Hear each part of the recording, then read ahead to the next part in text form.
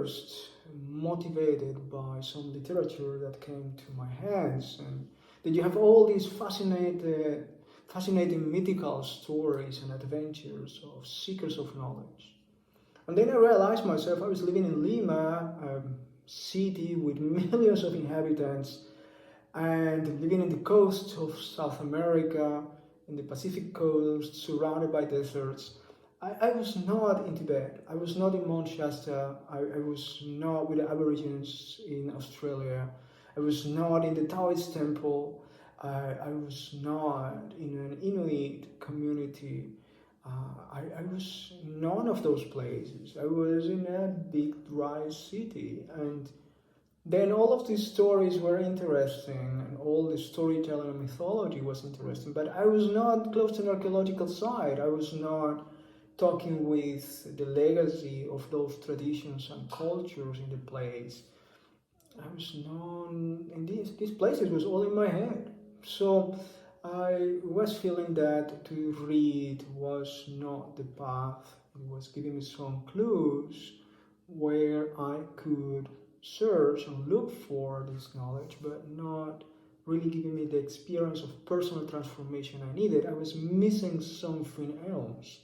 And I remember walking in these old bookshops, finding these unique books, and some of those books gave me the right clues, and I could find right circles of knowledge and study. I will one day share more about what I did and with whom, but today I think the most important story I want to share with you is how important was for me, and this is probably the main lesson what I want to share with you today, how important was for me to realize that our whole planet, not the libraries, not the people, not the stories, but our whole planet is a library of knowledge if you look carefully in everyday life. There are legacy of knowledge in terms of architecture, arts, music, dances, pottery, stories, mythology, historical events, information imprinted in so many ways all around you in everyday life. If you know how to look in daily life, you will access to that library that is alive in front of you. And I think this is the most important lesson. It made me free, because for some time I was thinking I need so much money to invest in books, or I need so much money to take courses, or I need so much money to visit coaches and mentors, I need so much money to travel to places, and actually that was not all the case. It was not the complete reality. Obviously, you want to meet the people, you want to have access to information, you have to invest some of your resources to get there, do that. But that is not how you achieve the knowledge. You achieve the knowledge by being present in yourself, connecting to the place, to the situation, and using your previous background to understand information that you receive, plus using your consciousness. Without training your consciousness, your awareness, your perception, there is not much that you can learn.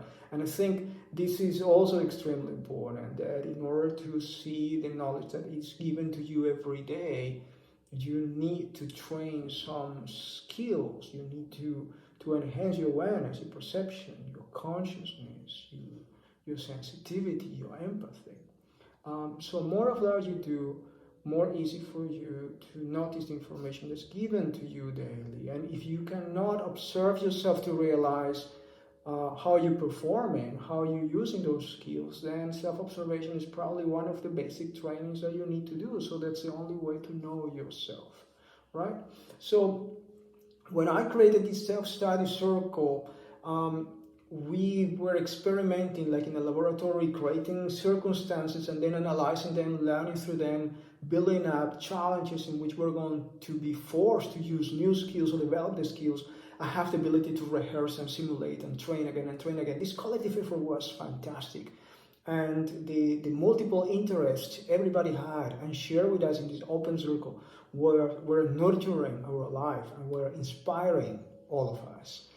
The journey of the circle was, as any journey of any community, really adventurous, and will have ups and downs. It will create a powerful experience for all of us. It will help us grow all together.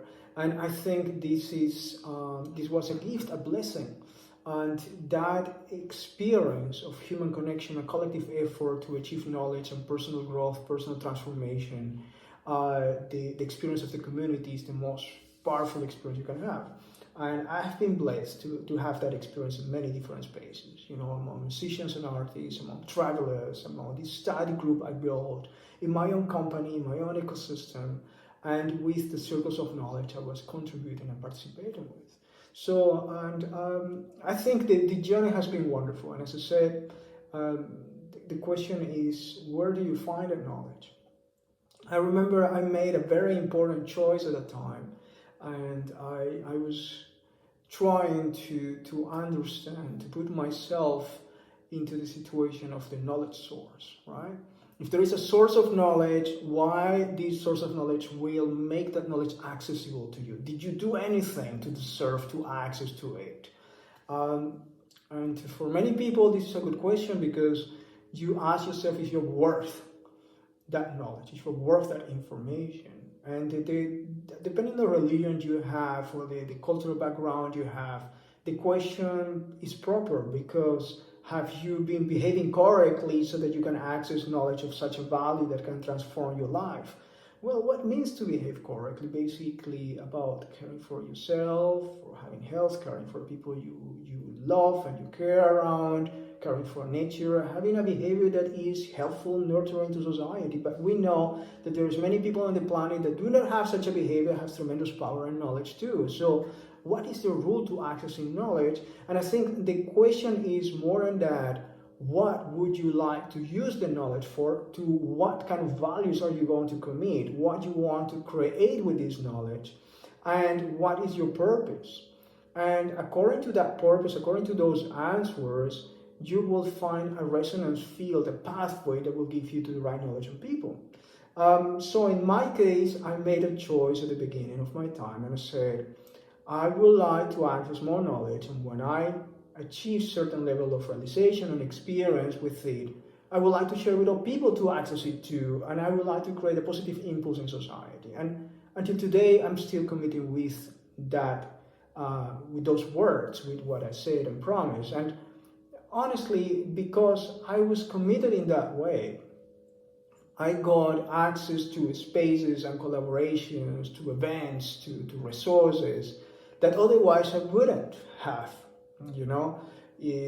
A selfish attitude to say, oh, I want to take this knowledge from you because of whatever I want, didn't open the doors for me. But coming to that place and say, I really want to commit to collaborate with your community, I want to contribute, I will put from my efforts, my time, I will sweat to help you achieve your goals. At the same time, I would like to access to the knowledge. I would like to use this knowledge in the future to serve humanity. And I will do good use and responsible use of the knowledge, respecting the principles that you told me and respecting the structure, the consistency, the coherency of the system you use. And by doing that, I gained the respect of the people I was asking knowledge for, and I received also many benefits. And I remember people coming just with money trying to take and later, maybe use some of the knowledge, but not access really profoundly the whole system, because everybody, to be honest, everybody that builds something with love for humanity would like the students, the user of this knowledge, to really use it with love for humanity. And if you don't do that, then they don't want to serve you, because why would they do it? Money doesn't pay it. Do you understand? There are many things that you cannot purchase with money. And I remember once telling a person that he got very upset many years ago and saying, I'm so sorry, but there is no amount of money you can pay me for this knowledge. It's nothing I will give to you. You don't have enough money in the world to pay me for that. You don't have enough money in the world to pay me for that, because your money doesn't buy it. And this is a very difficult thing, because I need to make the decision of to whom I'm going to share the knowledge with, under which conditions and rules. And after all of these years today, I'm using a scorecard. So I'm allowing people to tell me what they want to do with knowledge, what they have been doing with the knowledge, with their life, with their purpose-driven lifestyle, and try to give me an important reason why I should contribute and collaborate with them in a special way. Or if they would like to just be free of commitments and just be able to purchase for a product and service that I'm very willing to give to them. Obviously, there are special cases in which if I see that the person is not healthy in their relationship with society, with community, with nature, I am not willing to give any knowledge to them for them continue to doing the same thing. But that's another story, and it's very seldom that I find that people gladly.